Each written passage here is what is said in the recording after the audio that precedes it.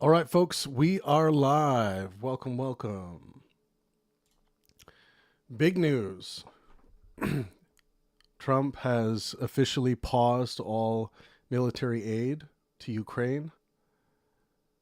This is very bad news. We'll lay out what this means.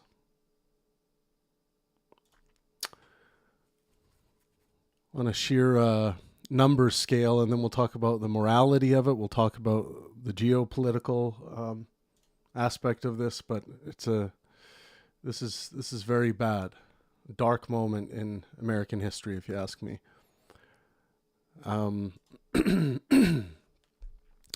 Let's get into the information right here. Just pulling up my screen. There we go, so I can see your guys' chats.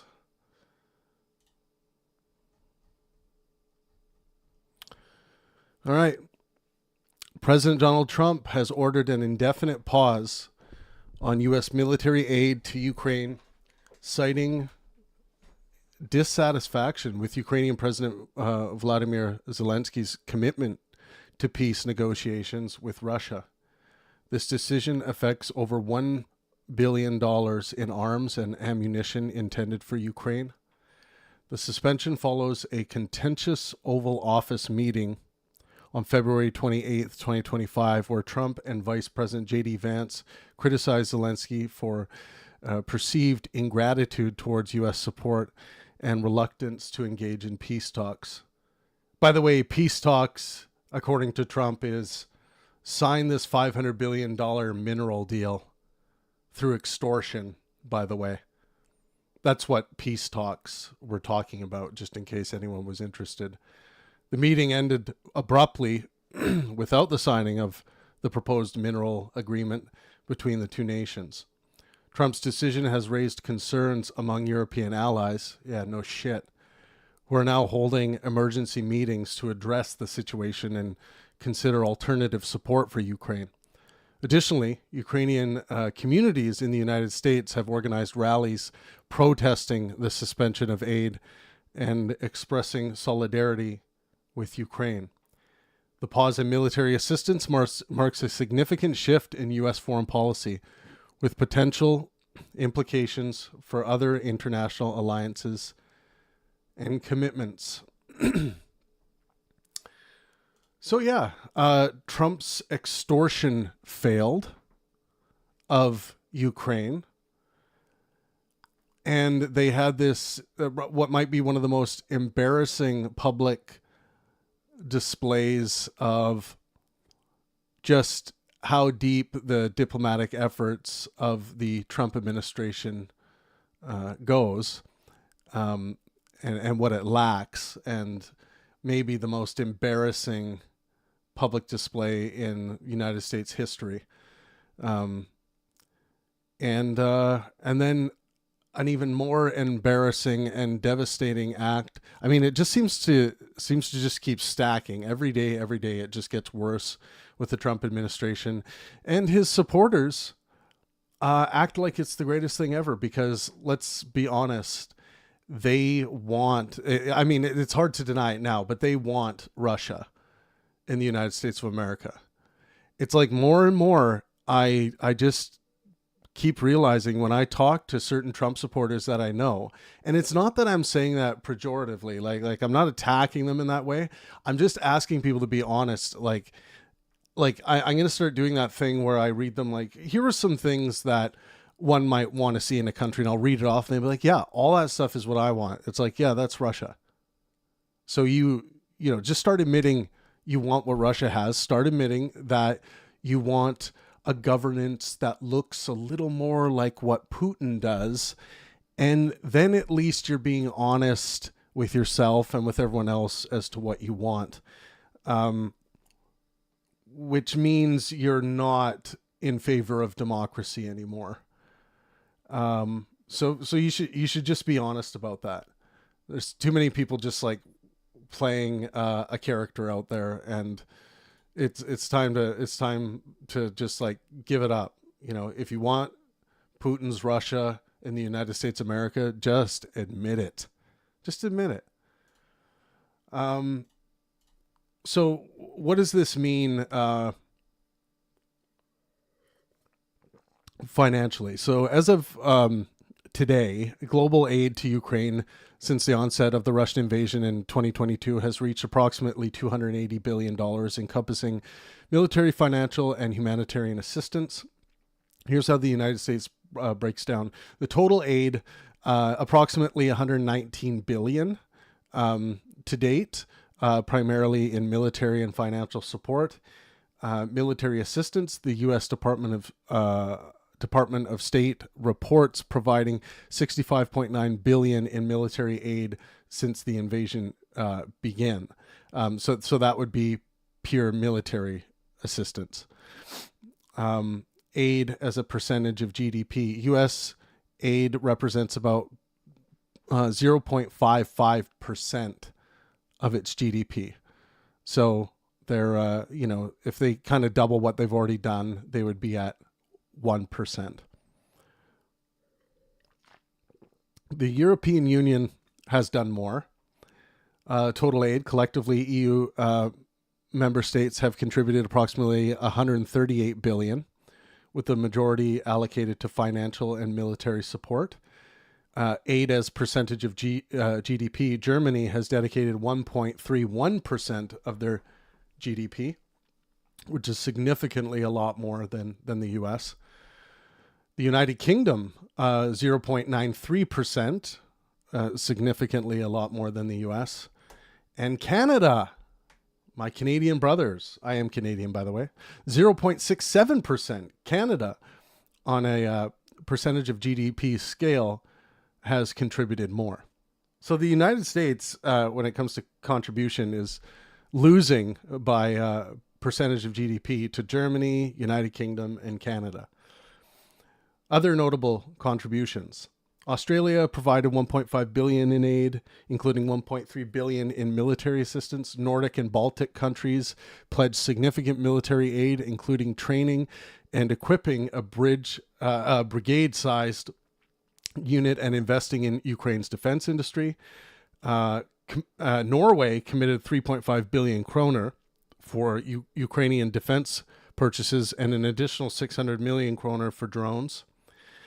None of these other countries have extorted Ukraine.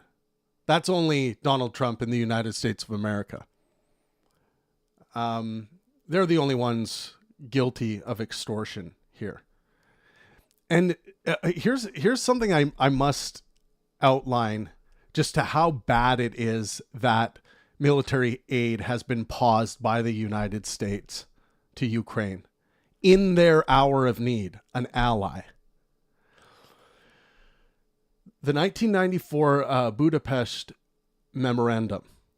The U.S., along with the U.K. and Russia, signed the Budapest memorandum, which guaranteed Ukraine's territorial integrity in exchange for Ukraine giving up its nuclear weapons.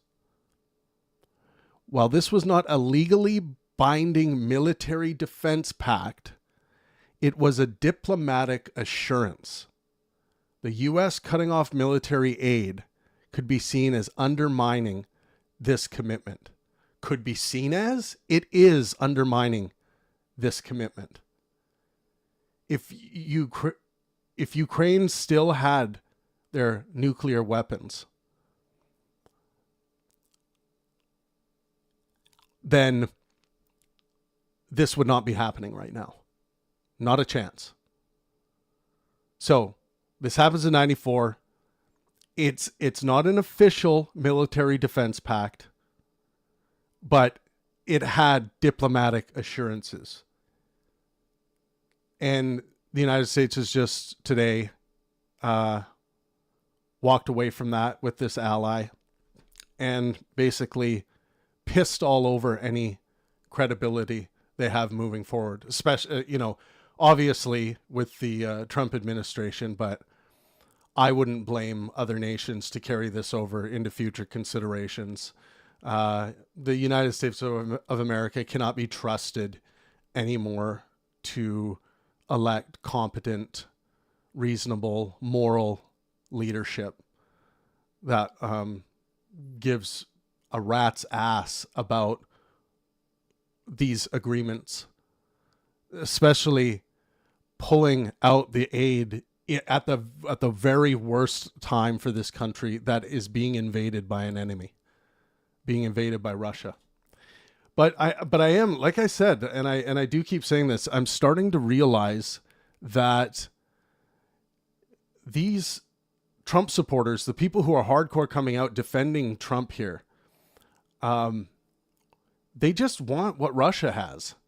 It's just obvious. Like, they want to be living under a dictator or a fascist like Trump. That's what they want. They don't want democracy. You can even, if you read this, if you read the comment section here, a lot of the attitudes, if you don't like it, leave. Like, I'm Canadian, so they're stupid to say that anyway, because they don't realize I'm Canadian. But if I was American, telling people, if you don't like it, then just leave, that's fascistic. This is supposed to be democracy. And one day, a lot of these Trump supporters are probably going to wake up and realize that that Trump was, of course, Putin's bitch, which was made obvious to the world in the rhetoric that came out of Trump's blowhole during his public, face-off with Zelensky. That Trump, it's not that he's an official Russian asset or any of that conspiracy nonsense.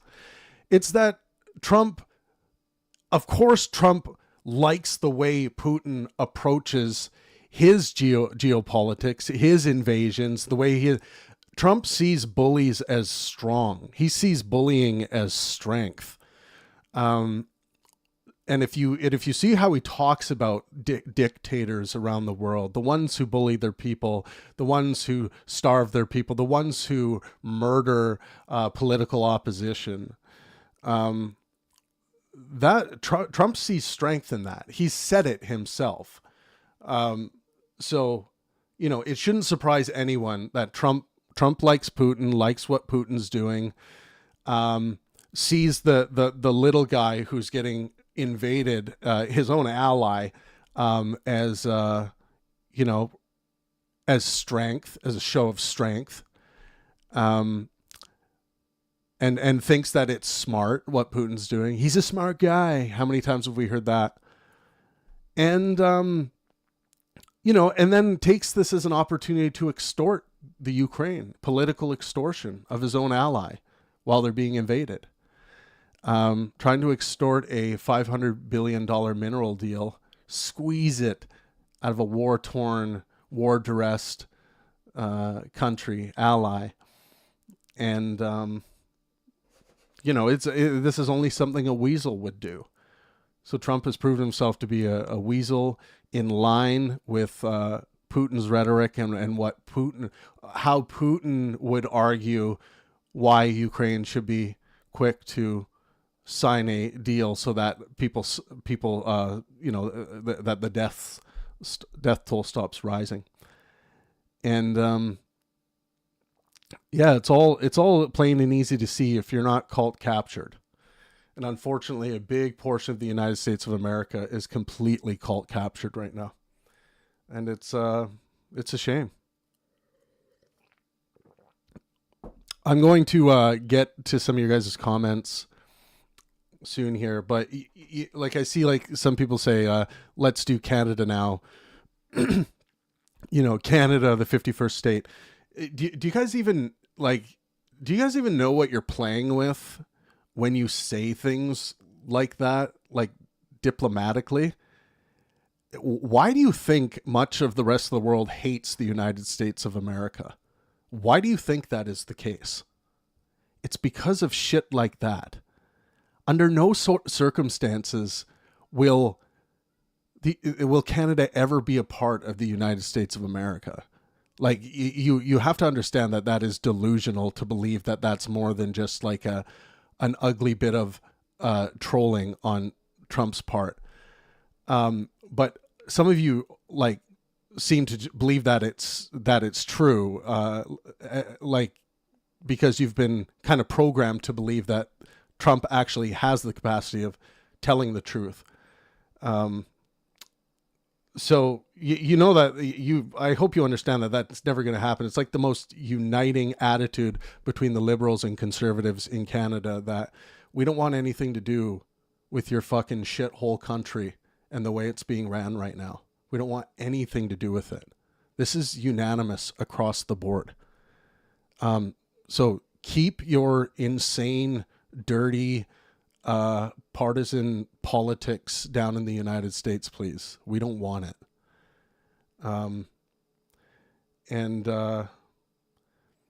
Yeah, and I mean, the United States has never stooped so low than it has right now today.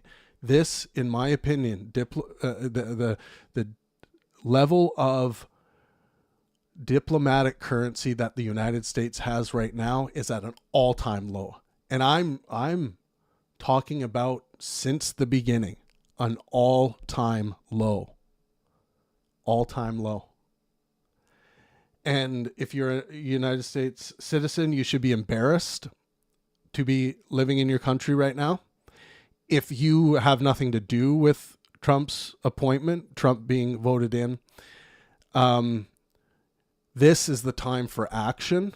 There are so many people feeling scared and disenfranchised and all kinds of stuff right now. This is the time to do good politics, to get out there and get active in this democracy. And start really focusing on what went wrong in the past. You know, I would say what has gone wrong since Obama, but there's a lot of work to be done there. But this is the time to get active and get out there. I'm going to be sending tours across the United States of America. I've been speaking to a lot of highly influential people on YouTube and in the intelligentsia, and there's going to be an anti-Trump tour going out, intellectual tour. There's going to be an anti-RFK Jr. tour going out. The point of these tours are going to be to help promote science and reason while we are going through basically the dark ages of the United States of America. They haven't had their dark ages yet, but I think, you know, obviously we could look at the slave trade and be like, yeah, that was pretty bad. But yeah, this is the dark information age. That's happening. And Russia is winning the information war. Everyone joking about Russian bots and things like that. Russia's winning the information war in the United States of America. And you got Donald Trump speaking like Putin in the most powerful seat. So you're in the dark ages right now. The best you could do, what I would say, is you got to fall back on your fundamental moral principles to maximize you should at least be maximizing well-being for yourself and those around you. By well-being, I mean physical, mental, and social health. And think about how you can get active politically if you give a damn. Like, you have to tip your hat to your political opponents on the right wing. They did a really good job activating and creating strong movements, even if a lot of it was just grounded in bullshit. It still had strength. It was entertaining. So, you know, there are things to pull from what the Republicans and Trump has done to win here and win big. But it doesn't make it moral. It doesn't make any of it grounded in truth. It's a circus. It's a clown show. It's an absurdist magic show. And that's what unfortunately is going on right now. But I am so disgusted in the United States of America leaving Ukraine hung dry here while they're at war fighting off and invading Putin and Russia. It really is disgusting. If anyone on Discord's interested in calling in, please do. And let me know what you think about. Let me know what you think about the 1994 Budapest memorandum and how this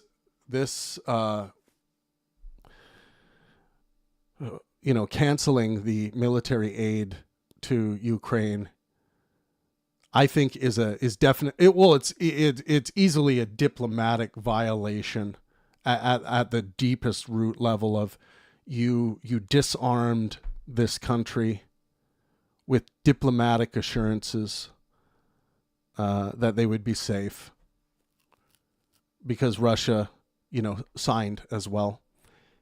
And then now that they're essentially crippled, you pull out.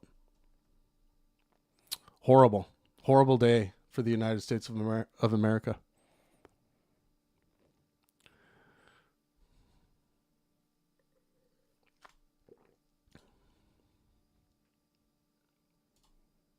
All right, Don. I'm also going to be taking callers. I'm going to give you guys the link on YouTube if you want to call in, if any of you are brave enough to step up to the plate and have a discussion with me.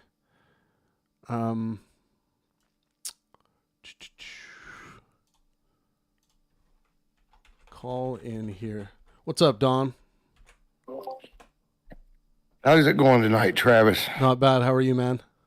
I'm doing pretty good, but after hearing this news, I'm embarrassed and I'm disgusted, but I'm not surprised. Yeah, it's not surprising for sure.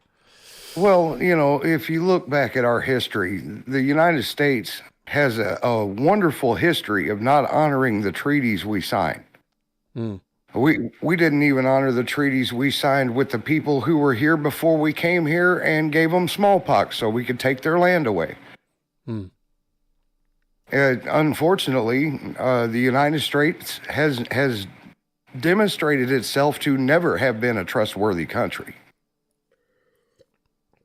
Yeah, I see that. Like it's there, we're talking about like pretty, by the standard of the age of the country, you're talking about things that are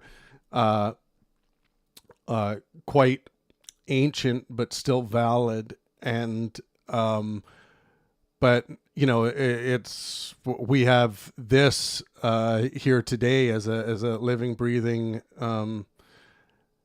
happening example. What do you think? What do you think this does to the face of the United States of America? Do you think? I'm seeing some really, really bad things. I'm going to get to reading some tweets from different countries, but what do you think this does geopolitically for the United States of America? Well, I don't see why anyone would want to honor agreements with the United States anymore, whether they be political or trade or any other agreement. The government has shown itself not to be trustworthy. And so if the government gets involved, you might as well not do it because the terms aren't going to matter. What's going to matter is what a couple of bullies that happen to have gotten themselves elected want to do. Yeah. What are you thinking, Trey? Hey, what's up, Travis and Don? Hello. I'm just looking at it. So this is a super tough topic to talk about, right? I was thinking that Ukraine still deserves this opportunity to fight for its land, but it's going to be tough to do it without U.S. aid. It says it's a pause, so I don't know how permanent this is. It doesn't look good.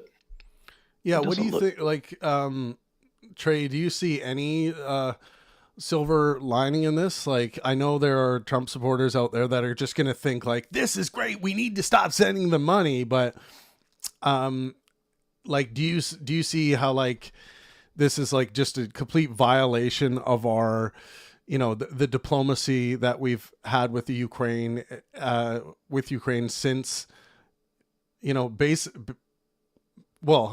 least since 1994, where there were great efforts made to protect the sovereignty of that nation.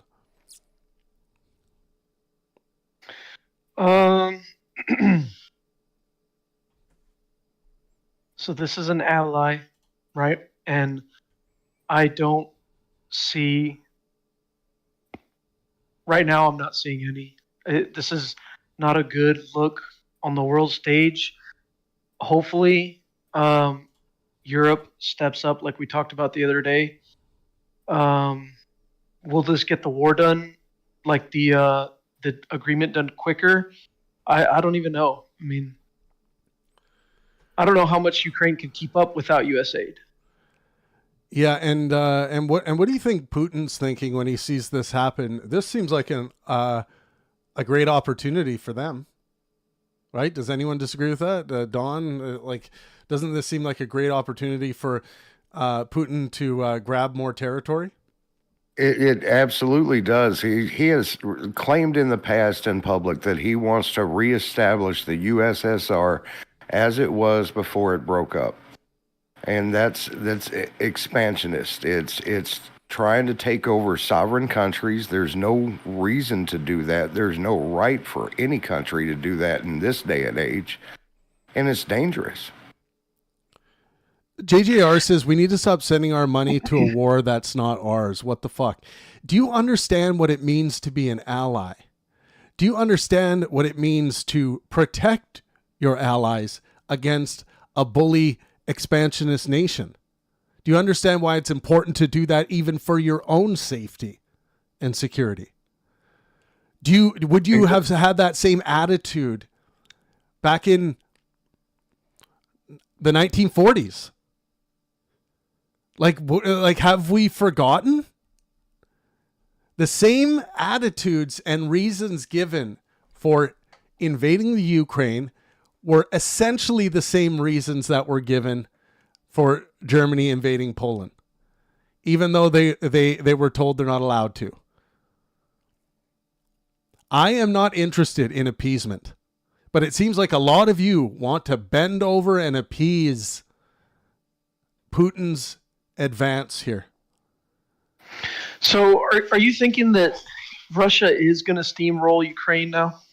I wouldn't say steamroll because Putin's not that stupid. Putin would, if that happened, Russia's fucked. They are fucked. It wouldn't just be, it would be boots on the ground, many nations. They're fucked. They're not getting anything. But if they do this tactfully and slowly and piece by piece, it's, that's just how appeasement works. You're not going to be able to get people to appease you if you start carpet bombing cities and killing hundreds of thousands of people in one night. That's not going to happen. But a real question people need to ask themselves is, why should anyone care about Putin's threat of World War II?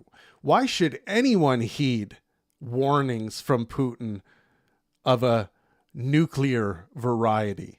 Why should anyone give a shit what that bully has to say? I don't.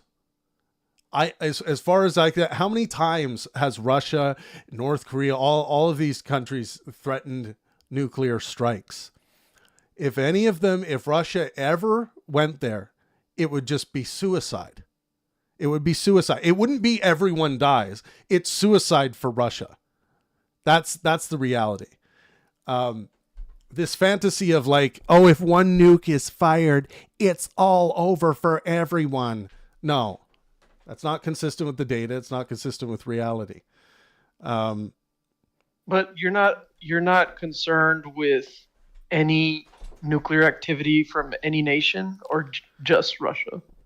Well, to say, I would be concerned if I thought that nukes were a legitimate threat, in that if, let's say, the United States of America put boots on the ground in Ukraine and to simply, with the stated goal of pushing Russia completely back out of the Ukrainian borders, there would be no nukes dropped. There would most definitely be fighting. There would be no nukes. That's a fantasy and a fear mongering that has taken root in many people in the United States of America. They've kind of just believed that if the United States pushes too hard, we're gonna get nuked or someone's gonna get nuked. No.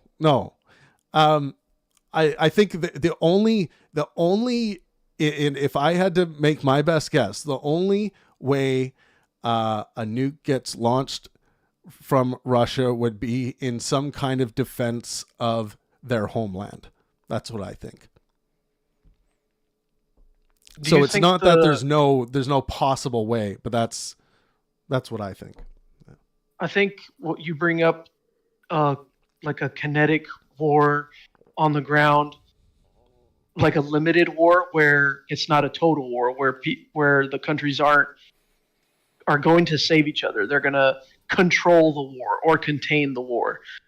I guess that's possible. I mean, trying to think of the last war that we've been in with a nuclear power that nukes weren't used. I'm trying to think of, but during the Cold War, right? Yep. There was a big concern about nuclear warheads being used. Do you think that they had valid concerns? Yeah, I would say that there was a lot of unanswered questions when the technology was new, when there was a race to have adequate missile defense systems, and like there was a lot better reasons to be war worry or nuclear warhead wary during the Cold War, for sure. I just so I'm just not worried about Russia committing suicide. We were talking a little earlier about how this cease of supplies, cease of aid is going to affect the situation on the ground. But you also mentioned that Russia can't go in there and just take over, because that's similar to a suicide situation. I don't think that's similar to suicide. I think if it started happening on a strong enough from what I've read from the the experts I've been following and listening to and trying to get a handle on this stuff, because I'm not an expert, that if there was a situation where Russia elevated their aggression to a certain level, there is a line at which the EU, other allied nations like the United States, Canada, their military support would be boots on the ground support, and just it would just be an overwhelming full on, nope, this has gotten out of control. We are here as it's kind of like a peacekeeping mission, but it's also, you have to leave now. And that would probably result in Russia fighting back, but that would happen within that battlefront. And I don't see any good reason to believe that would cause Russia to use a nuclear strike, because it would be, I truly believe it would be suicide. And I don't see Putin as a guy that's too quick to want to commit suicide at this age. Okay. So I think we both agree that Russia isn't just going to come out and take over Ukraine. We don't know how far they're going to push, or if they are going to push further into Ukraine. We both agree there's a limit to that. I don't know why people keep saying that Putin is just totally not in the frame of mind where he's willing to commit suicide. Like, do we have any psychological assessments on him? Like, I think I read earlier that we don't know if Putin will use weapons of mass destruction. We don't know. We can't know. I know that. Well, I mean, based on my epistemological standards, uh-huh. based on how I have assessed this situation, I am telling you that I know that he will not use nuclear warheads in Ukraine. He won't. Well, he just won't. If I'm wrong about that, so be it. But I am convinced enough to tell you that I believe that to be true when I correspond all the information based on the objects in reality and the claims I make about them. So satisfying correspondence criteria of truth in my epistemological framework. I believe that. And I also believe I have the evidence of Putin's entire reign and how he operates in these situations and the kind of threats he makes. And also he's a guy that wants to stay in power, I believe, and that doesn't want to lose his stake in power. And any kind of nuclear activity like that would, the rest of the world would come down on Russia so hard, and Putin would pay the ultimate price once he was either captured, or he would be killed. I'm not saying you're wrong. Those are my current feelings. I want to ask you a question, Trey. Are you, like, I know you're an American citizen. Are you embarrassed by the extortion that the Trump administration has committed on Ukraine? And I call it extortion because they're under war duress, and he has weaseled his way in there to try and squeeze out a financial deal for the United States of America. Do you think that's okay, or do you denounce that? I can see the context behind it because the U.S. has given so much aid to Ukraine. I don't think Ukraine is in a position to give aid or give money, repay it back. It's a little unfair to some extent how much the U.S. has given to Ukraine. So the question was, do I completely denounce the U.S. asking for minerals and stuff? I mean, while their ally is under war duress. So it's a deal, and Ukraine has the freedom to make that deal. Right? It's an extortion deal.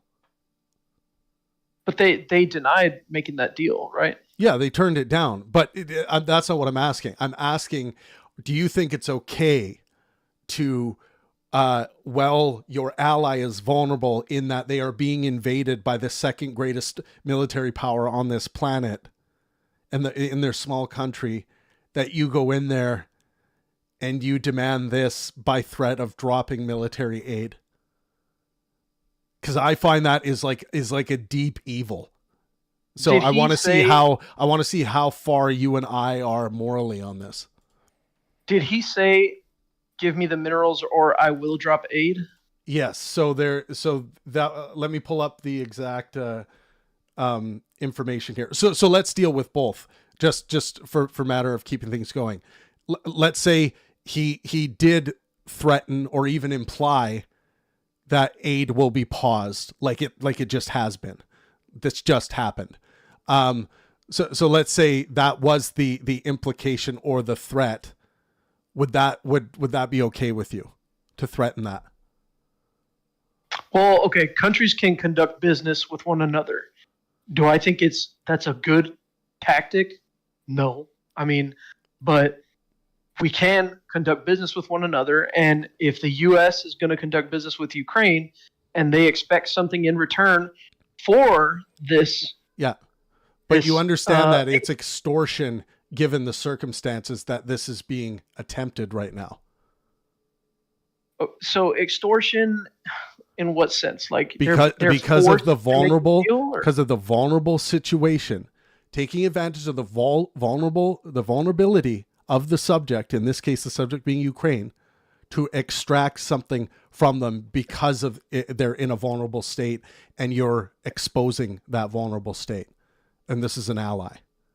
So this is like no one's disagreeing. Um, Like any political analyst I've seen look at this. I don't know if anyone can give me some resources that they've seen a political analyst not call this not extortion. Like I don't know how you get away from this being extortion, but I think like you're talking like it even sounds like you're trying to talk yourself into like how this could in some way be seen in a positive well, light and okay. well, I am.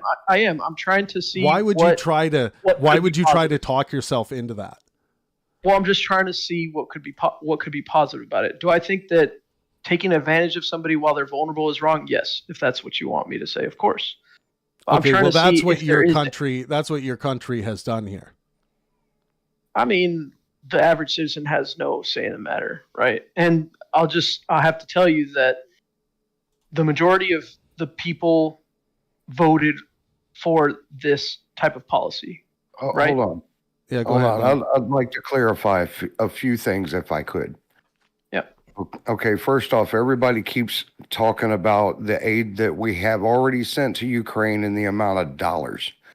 And we've sent very little cash.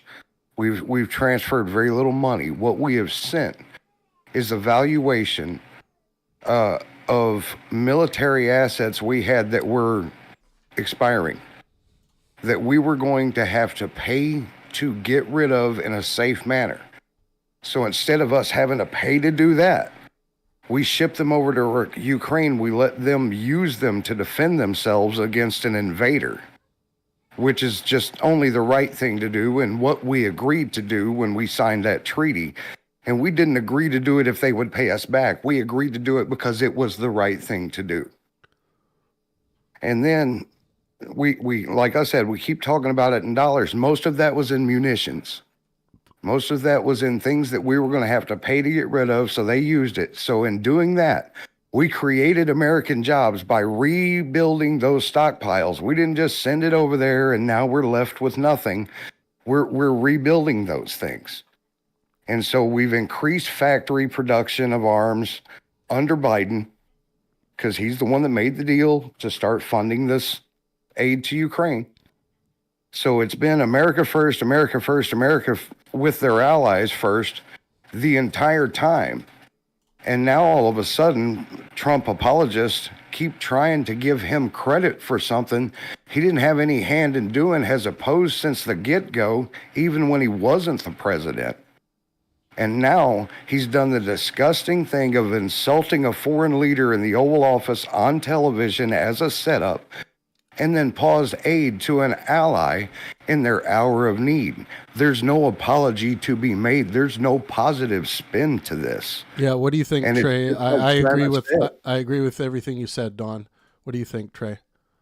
Well, okay. I'm hoping that this puts pressure on everyone to end the war.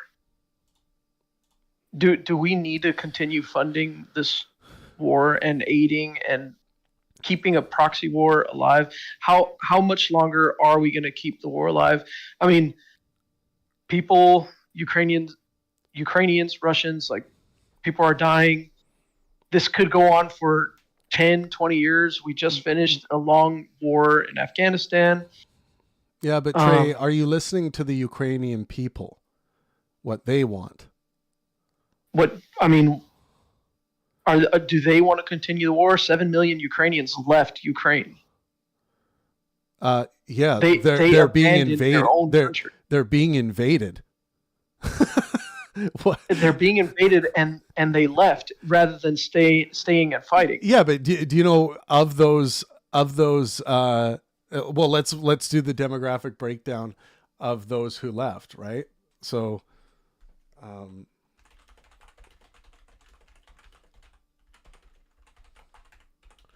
we also have, let's bring in Codrod. Codrod, what do you got? Codrod's next. You just have to hit the unmute button. Yeah, go ahead.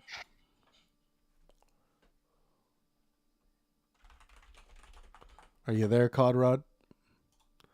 Mr. Codrod, bring me a dream. I think your mic is dead. You better go fix it.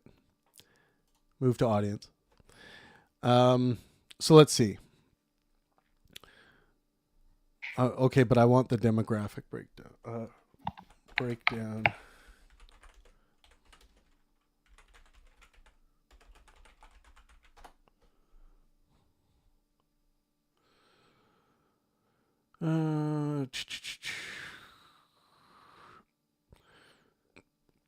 So 75% have been adult women and children under 18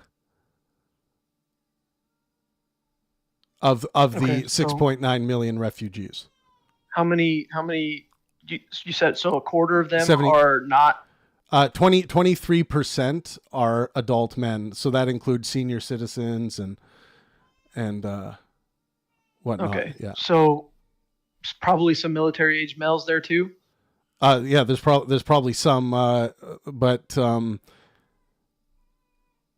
yeah, let's see. So we admit we have some military age males leaving their country while it's being attacked. Military age males. Well, And- and let's not forget like females are playing a huge role in this fight Exactly. as well. I was just about to say that. Like, So despite martial law, anybody can, so here's what I got. Despite martial law prohibiting men in this age group from leaving Ukraine, it's estimated that approximately 650,000 military-aged men have left for Europe. So in the European Union, as of July 2024, over 4.1 million Ukrainians held. Okay, the presence of these. Yeah, so it's saying about 650,000 military-aged men. Yep. okay, that is a lot of potential soldiers. I just checked it right now. Ukraine has approximately 980,000 soldiers in their armed forces. So we're talking about over half. They could have had over half Well, we don't know the amount of soldiers. Yeah, we're just looking at age. We don't know of that percentage of who would be, valid for service, right? I think what you're doing is assuming, like you're cherry picking and assuming on your side, trying to find some support. Like you're kind of quick to jump on that and assume that there's a large number there that was lost. But I mean, you just told me over 500,000 military-aged males left. Yeah, military-aged men left, but I don't So know. not even defend I their don't. country. Well, what do they consider military-aged men?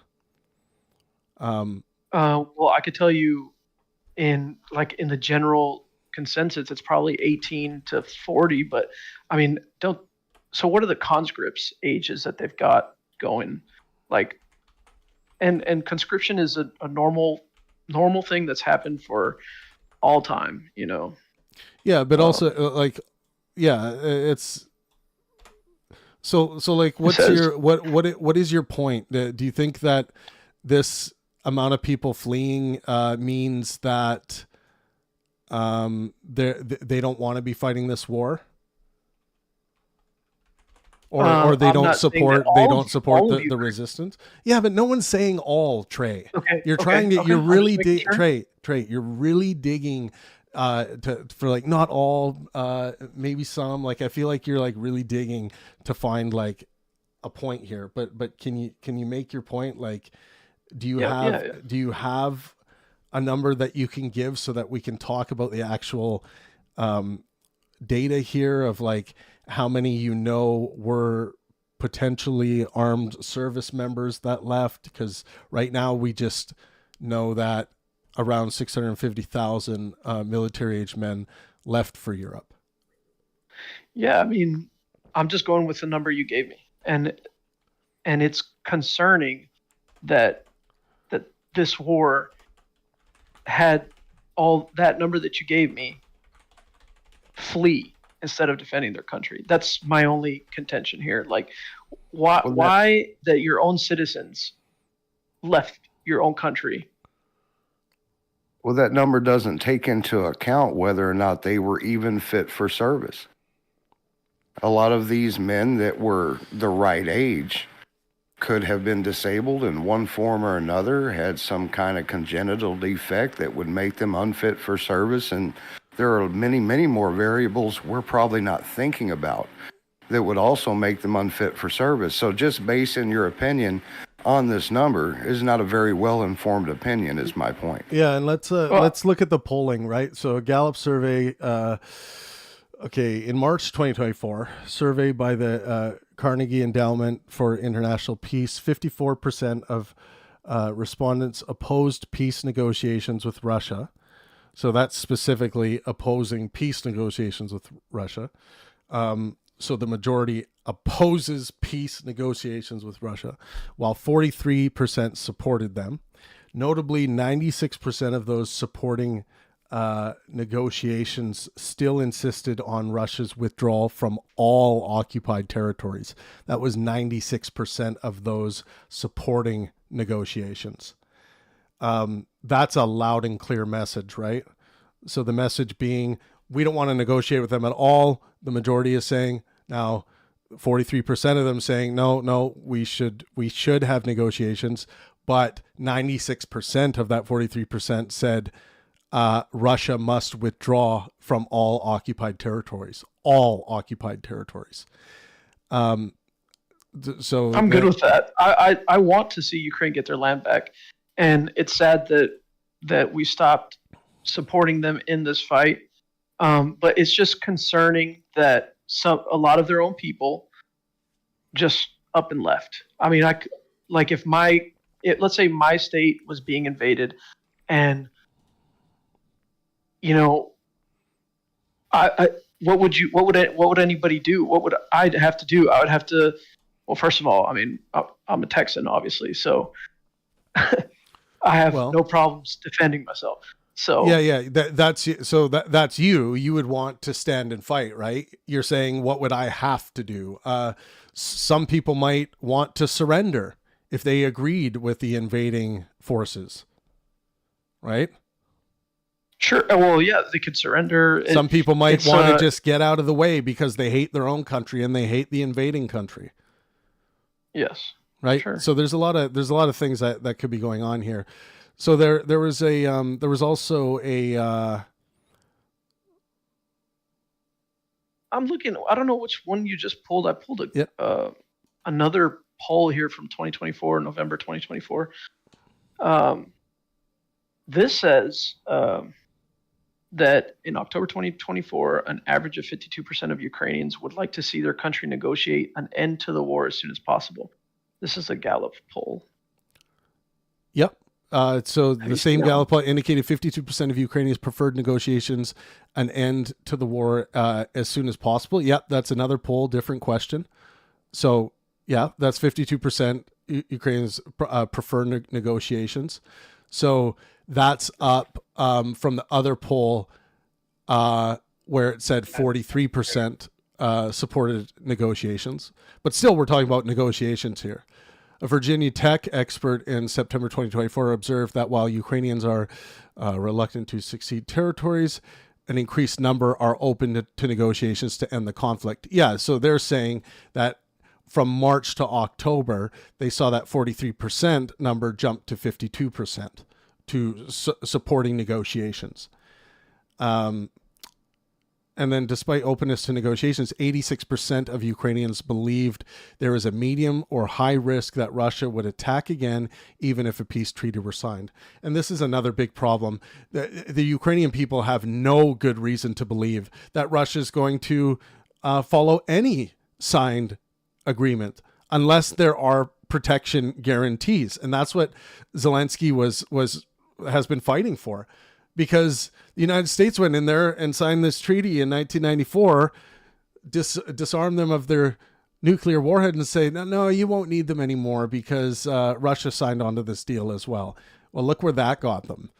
And here we are, right where they feared they might end up. So. Yeah, I don't see how it's good to give up your nuclear weapons. I mean, personally, could you give me a good reason to give up your nuclear weapons? I mean, the only reason I would have given up if it was like, okay, Ukraine joins NATO, give your nuclear weapons up. It's like, okay, now we're good. Yeah, I mean, because then any attack against Ukraine is like attacking the United States. So, sure. I think without that deal, that's the thing. There was within that deal diplomatic guarantees. It wasn't a signed on the dotted line a military alliance between the United States and Ukraine, but there was a diplomatic understanding that as our ally, you won't leave us leave us out to dry, and that's what's going on right now.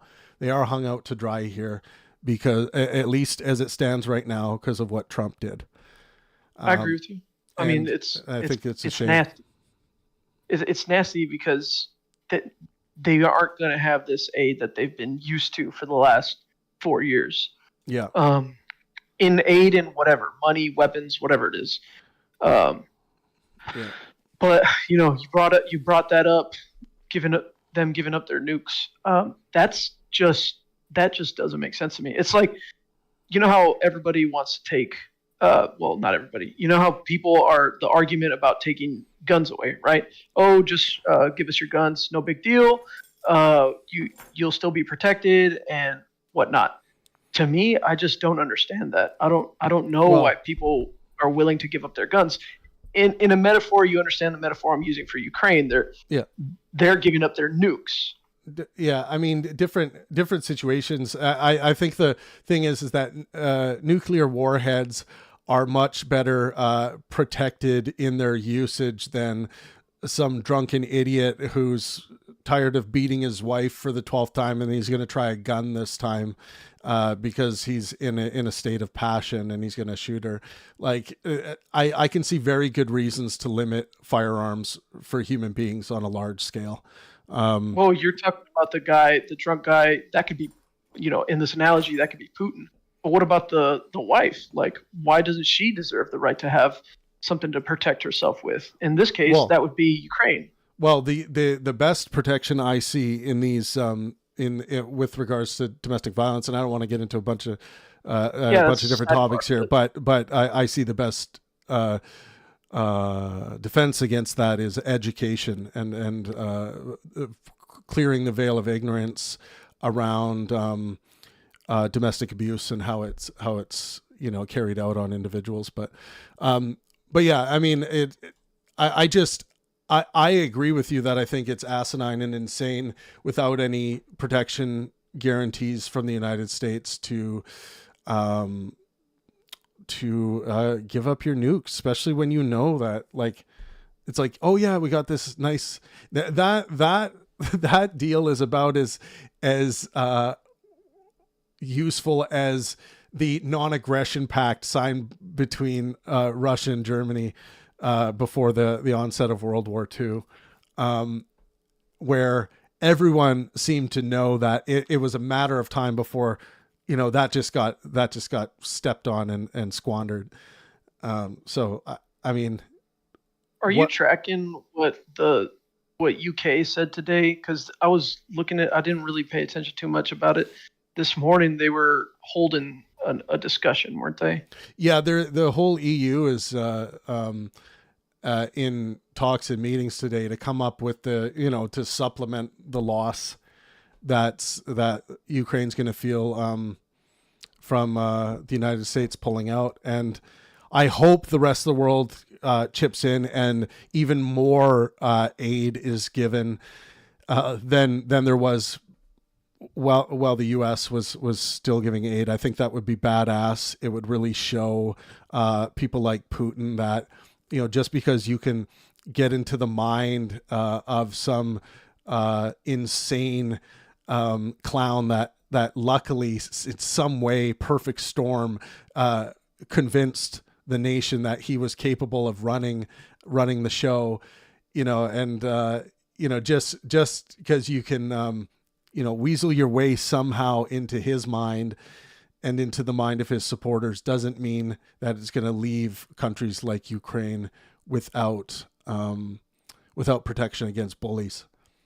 So that's what I think this whole thing is. What we're showing the children around the world right now, how we all manage this, is going to send a big message to future generations and our children.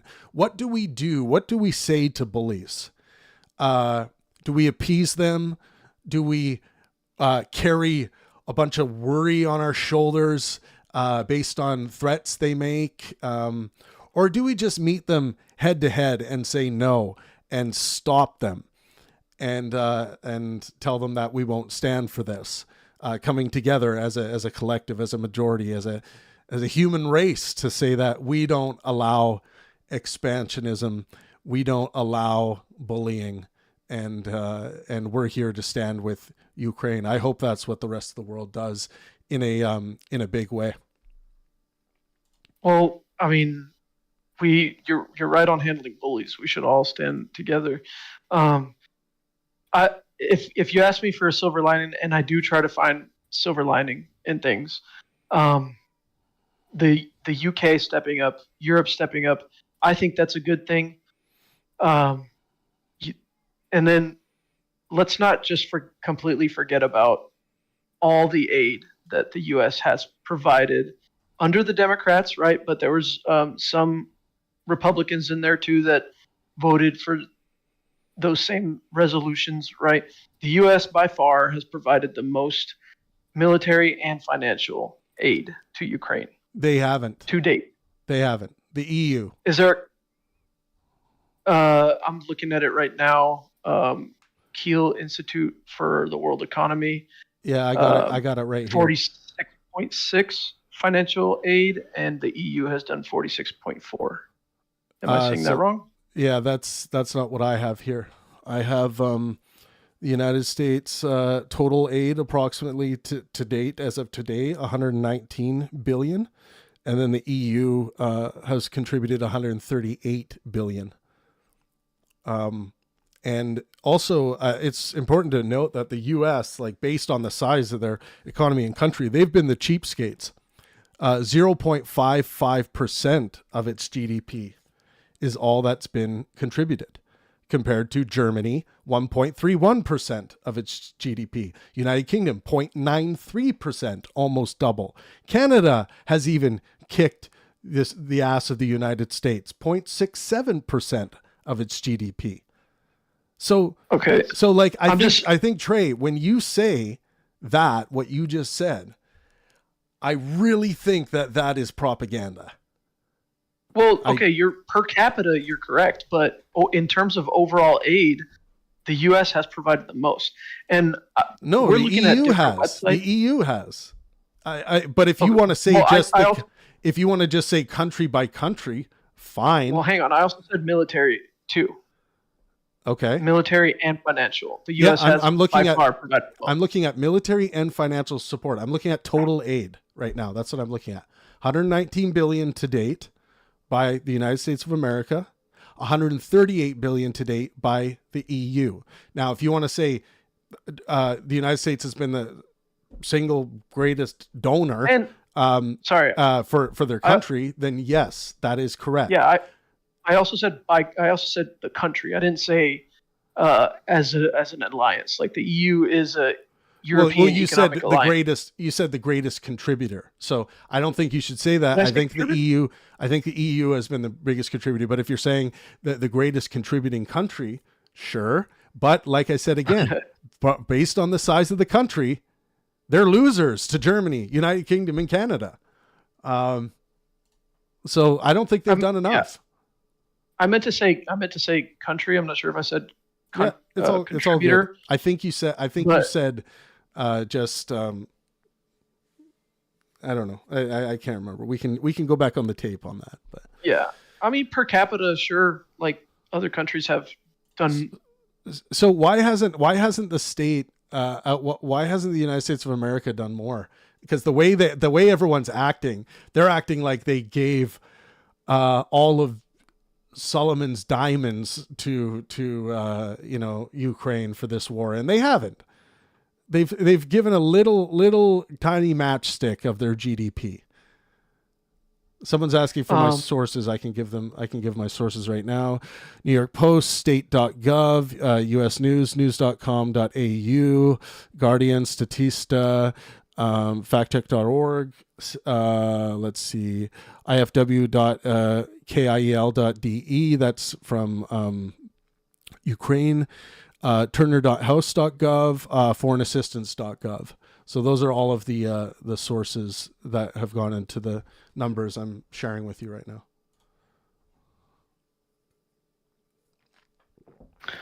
So, well, I mean, I wonder how many people, by the way, would have been screaming at Winston Churchill to take the deal, talk peace terms.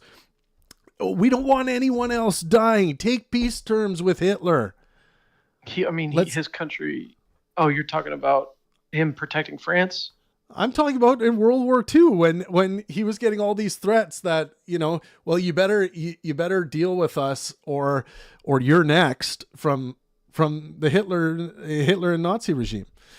We will fight in the Wilson speech. We'll fight in the And Winston Churchill said, we'll fight in the river. Fuck, we'll fight anywhere. Winston Churchill literally said, "Fuck you, suck my cock."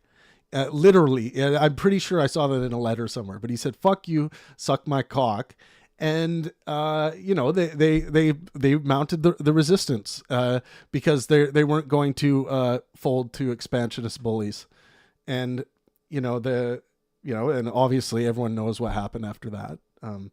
But I think the United States of America, and I think many historians and political analysts of that age would agree that the United States would have gotten involved, no matter what. It didn't take Pearl Harbor, but people can fight me on that. Would you have a better outlook if this actually stops the war? So my thing is like, I don't want to see a stop to the war unless the Ukrainian people feel that they have gotten a fair shake and they get what they want, because Putin should not get anything of what he wants. The Ukrainian people should get what they want. Now, if they decide and they want to sign a deal that they feel is beneficial to them based on their position in this war, I'm going to be supportive of the Ukrainian people, of course. But that doesn't mean Putin gets off the hook. It doesn't mean that at all. I would love to see just an absolute detrimental trade siphoning, anything that can be done through diplomatic means, through trade, to hurt Russia bad after this is all said and done. But we got a couple more people to bring into the room here. Let's bring in Steel Town Jim. Go ahead, Steel Town Jim. And then we'll bring Cod Rod after that. Steel Town Jim, real quick, you got an invite. Yeah, good. What did you have, Trey? And then you heard Zelensky say he wanted to stop the war during that fiasco meeting, right? Yeah. And of course, everyone on this planet wants to stop the war. Yeah. Okay. But whatever stopping the war, whatever that means, is very important here. But sure. Go ahead, Steel Town Jim. What do you got? Yeah, I just, I really, it's astounding to me that the United States seems to be aligned with Russia. Yeah, me too. In the 60s and 70s, I guess, in my worldview, certainly changed, some time ago. But what I don't want to sound like a conspiracy theorist, but, there has been stories for a long time that Trump could be compromised, right? And we don't know. Yeah. But it sure seems strange that, we would be shifting the way we align to Russia, where it seems to be in no benefit to the United States to abandon another democracy. And I don't care. Yeah, we can talk about the money going there and everything, but it's a sliver. It's literally nothing. what we've been spending. A lot of it's been benefiting anyway. But it's just so mysterious, and it's obviously Russia. Whether it's Putin's fantasy of putting the Soviet Union back together, but strategically, Ukraine is of interest to Russia because it's a bread basket, right? That grows a lot of wheat, and even with climate change, a lot of regions of Russia are just not fertile, even as they get warmer. Yeah, Ukraine, like it makes sense why Russia needs Ukraine. It either needs a stellar relationship where it's basically like Canada and the U.S. Well, at least not, maybe not anymore because of this idiot in the Oval Office. But yeah, like it's mineral rich. It's got great farmland. It kind of reminds me of World War II, where it's like, oh, all of a sudden this guy is shopping for living space next door. Well, the Russians don't need living space. They need some other stuff, but they're shopping, you look around. Oh yeah. We can make some arguments as to why it's reasonable for us to go in there. Oh yeah. There's mostly German speaking people in Poland anyway. Or there's mostly, Russian speaking people in these parts, and they're being persecuted. Like, we've heard the stories. Like, there's just a lot of these similarities here. It's dirty, it's nasty, and I think it's quite obvious when you start looking at where Russia really struggles, when trying to develop itself, why it would need the Ukraine, and trying to see a future where diplomacy is at any reasonable level between Russia and Ukraine it just seems impossible. So what are the other options? Well, you go in and you take territory and you try to, encourage appeasements by countries like the United States of America when it starts looking like these guys are allies. So yeah, and I'm sure Odessa is as well. But and with Trump and the people around him, Rubio was very much a supporter of the United States helping Ukraine, and and suddenly he goes like radio silent, throughout this whole mess, and it's really concerning. I'm hoping that this is kind of fall to Trump because people supported Ukraine. It's potential of kind of a grassroots. Seeing. I think there's a lot of people who voted for Trump out there. It'll be interesting to see the polls when they come out, but I think there's a lot of people who voted for Trump out there that are not going to be happy with how Trump has handled Zelensky and what happened today. I think they're going to be disgusted by it, but they shouldn't be surprised, just like many of us today, because all signs were pointing towards shit like this. Trump, the way Trump was speaking so favorably about Russia and Putin and trying to shift the blame and point the blame to Zelensky and the Ukraine, being like, oh, you put yourself in this position. No, they didn't, motherfucker. The United States of America did in 1994. They put them in a position where they have no nukes to defend themselves against this country that's almost certainly going to invade them at some point. And they did, motherfucker. Yeah, it's so obvious for the Trump to give up. Yeah. Thanks for calling in, Steeltown Jim. I'm going to take the next call. Thank you so much. Hey, Travis. Yo. What do you think about how Trump campaigned on this, ending the war in 24 hours? Remember? Oh, yeah. And he still got the votes to win. Like, what does that say about the American people in general? Because it would seem to say that they want this war to end. Yeah, like, Trump's big. This was a huge promise that he is going to end these wars, right? That are going on. I'll have these things done in just a few moments, in days. It'll be done. It's so easy, folks. The only reason why they're continuing is because of crooked Joe Biden. And then so many people are like, yeah, that's right. Like people don't understand a thing. Like it matters. Like it matters to Putin. Like.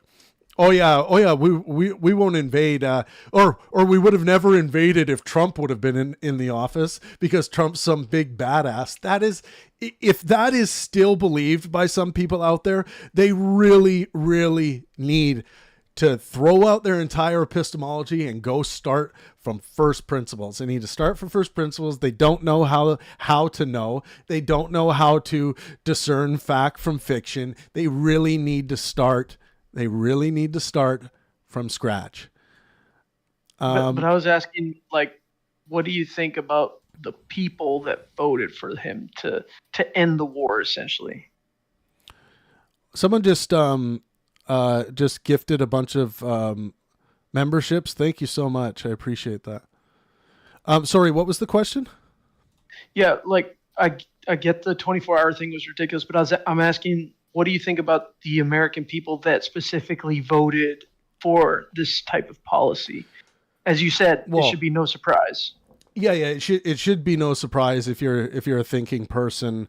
But you know, I think it really does speak to the gullibility and the lack of education and the ignorance of a lot of, and also it also speaks to the cult capture, I would say, of a lot of what's going on in the United States of America and this administration. It just seems like the whole thing has seemed culty right from day one, right from, like even during COVID, it's like like you wouldn't believe that any thinking person would ever drink bleach or anything like that. But this Trump runs so deep in some people that it's just, they're enticed to if they think he said that something's true about drinking bleach to get rid of COVID. So it's just a sickness. It's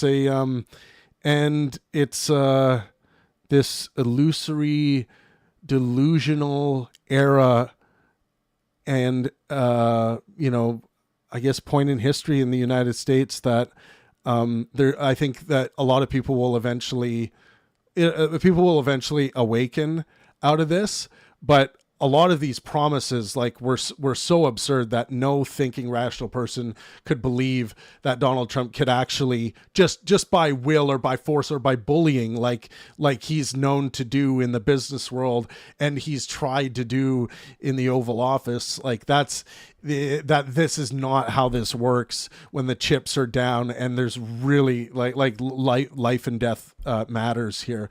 And you can see like Trump absolutely fell apart, and just all of a sudden it was just like Putin was sitting there in the Oval Office talking to Zelensky. Like it literally verbatim what Putin was saying about, they better start peace talks. They put themselves in this situation.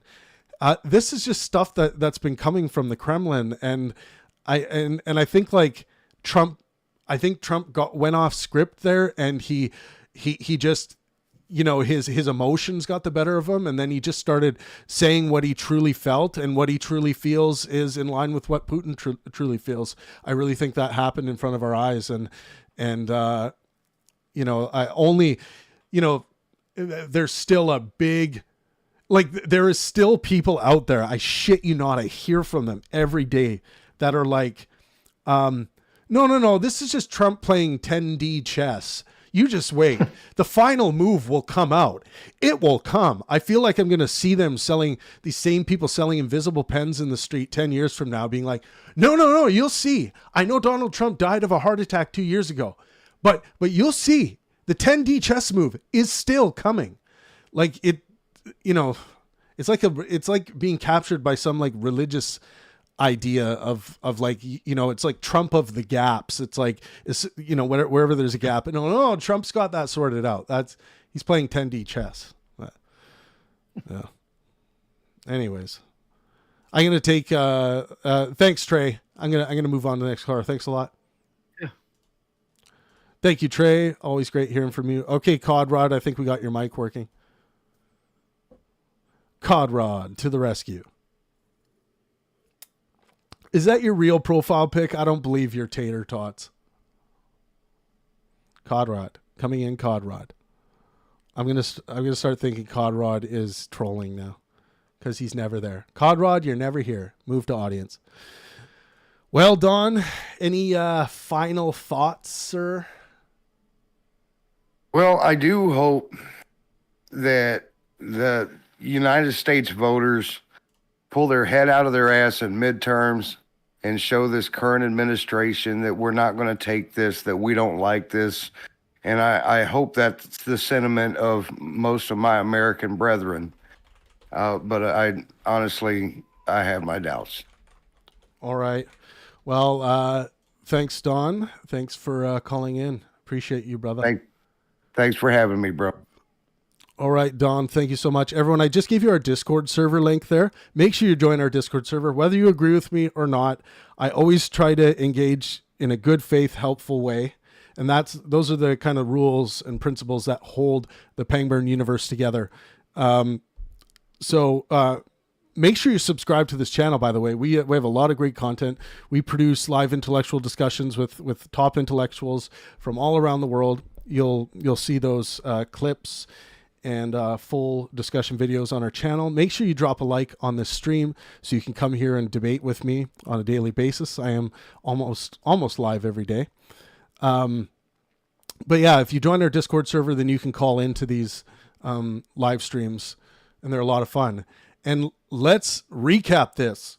Trump has extorted Ukraine by trying to force their hand while they're under war duress to sign a $500 billion mineral deal while they're at war, being invaded by Russia. They refused to sign this deal. Now Trump has paused all military support to who's supposed to be a friend in need. A friend in need who's being invaded by a bully. And why? It seems like Trump just agrees with what Putin is doing. Maybe, and it just seems like Trump has his own expansionist attitudes that are similar to Putin's. Oh, what if we get Greenland? What if we, make Canada the 51st state? Gulf of America, like all, it shouldn't surprise anyone that bullies appreciate other bullies, and they don't want to get in the way of each other, because bullies aren't supposed to bully each other. That would just be like a fair fight. We don't want that. Bullies are supposed to, pick on the wimps and get away with it. That's the Trump world. That's the Putin world. It ain't my world. I'm going to resist it in any way I can. And everyone else should resist it. And like I announced at the beginning of the stream, we're putting on tour through the United States of America the anti-RFK Jr. tour, which is going to be a live intellectual sweep of the United States of America to give people a rallying point, to promote science and reason, and to debunk all of the anti-science that's coming from the Oval Office. The anti-Trump tour will be established, where that's going to be in charge of debunking all kinds of shit that's coming out of Trump's mouth that constantly needs to be debunked. It's going to be a landing place for people who value science and reason and democracy, ultimately. So this stuff's going to be coming.